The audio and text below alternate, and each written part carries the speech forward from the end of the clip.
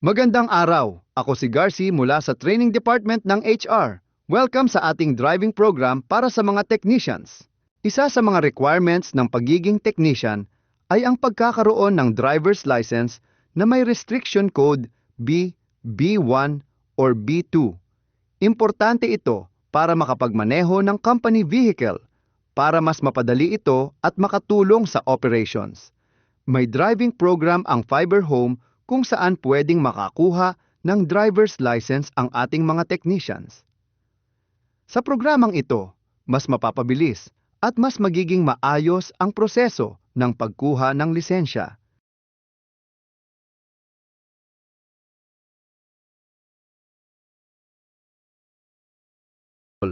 Beginner Course. Ito ay para sa mga wala pang driver's license, student permit, o kahit basic na kaalaman sa pagdadrive. Dito kailangan mong mag-enroll sa dalawang course, TDC, Theoretical Driving Course, PDC, Practical Driving Course. Ano ang TDC o Theoretical Driving Course? Ito ay classroom training na usually 2 araw. Day 1, lecture at orientation. Day 2, lecture at exam para makakuha ng TDC certificate. Pag may TDC certificate ka na, pwede ka nang mag-apply ng Student Driver's Permit at mag-enroll sa PDC. Tandaan, walang student permit, walang PDC.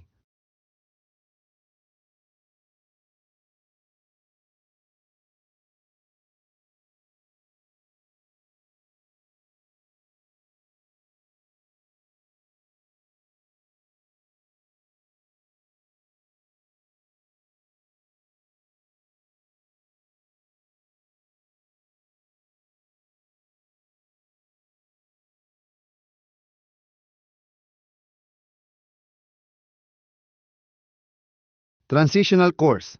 May 2 klase ito depende sa current status mo. B1, Transitional with SP, Student Permit. May student permit ka na, pero hindi ka pa nakakakuha ng PDC, ito ang para sa'yo. Parehas ito ng proseso ng beginner. PDC schedule, 4 na sessions, 2 oras bawat session. Total, 8 oras. Pag nakumpleto ito, ikaw ay makakatanggap ng PDC certificate upang mag-apply na ng driver's license sa LTO. B2, Transitional with DL, Driver's License.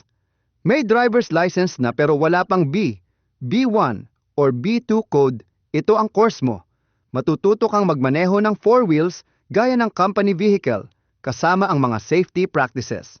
Parehas ito ng proseso ng B1, Transitional with SP, Student Permit. PDC schedule, 4 na sessions, 2 oras bawat session. Total, 8 oras. Pag nakumpleto ito, ikaw ay makakatanggap ng PDC certificate upang ma-update ang driver's license mo. Refresher course. Para ito sa driver's license holder na may B, B1, B2 code restrictions, pero hindi marunong mag-drive o matagal nang hindi nagmamaneho. I-enroll ka sa PDC para maturuan kang magmaneho o ma-refresh ka sa driving safety at ma-update sa mga bagong rules.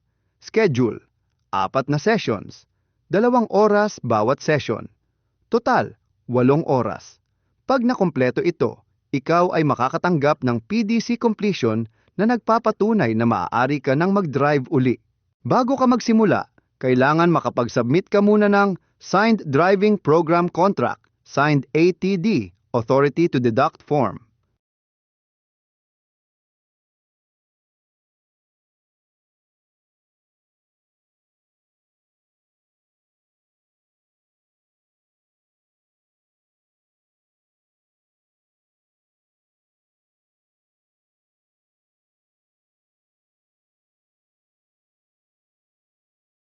ATD, Authority to Deduct Form.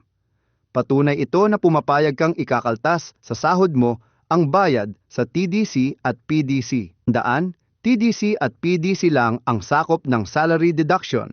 Ang gastos sa student permit, driver's license, at additional restriction code ay sagot ng Fiber Home. Paano kumuha ng student permit? Requirements: PSA Birth Certificate, LTO, Client ID Number, 1 valid ID, TDC Certificate, Medical Certificate, application fees, processing fee, medical exam. Tandaan, ang medical certificate ay valid for 2 months. Magagamit din ito sa pagkuha ng driver's license, kaya wag itapon. Pag na-expire ito, magpa-medical ulit pero gastos ng technician.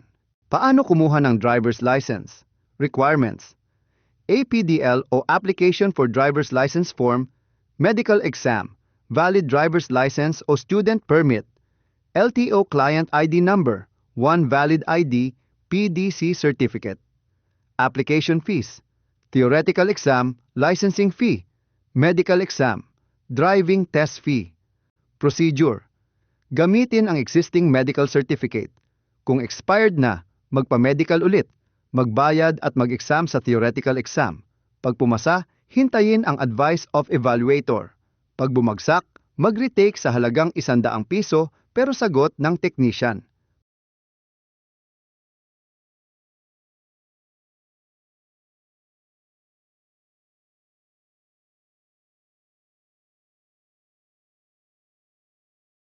Mahalagang paalala, lahat ng LTO fees ay sagot ng company.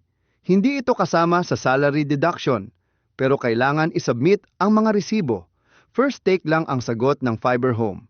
Ang retake exams at renewal ng medical ay sagot ng technician. Kung magwi-withdraw sa program habang ongoing ito, kailangan mag-submit ng commitment letter. Katibayan na ang technician ang mag-aasikaso ng driver's license sa loob ng 2 hanggang 3 buwan. Tuloy pa rin ang salary deduction, kasama ang LTO fees. Kung magre-resign habang ongoing ang program o nakagraduate na pero hindi pa fully paid sa salary deduction, ikakaltas pa rin ang kulang sa final pay, TDC, PDC at LTO cost. Bayad ang araw nyo sa lahat ng driving-related activities, pati na rin sa pagkuha ng driver's license. Kung may mga katanungan pa kayo, pwede nyong i-message ang HR o ako para maipaliwanag pa ng maayos. Maraming salamat at happy driving lesson!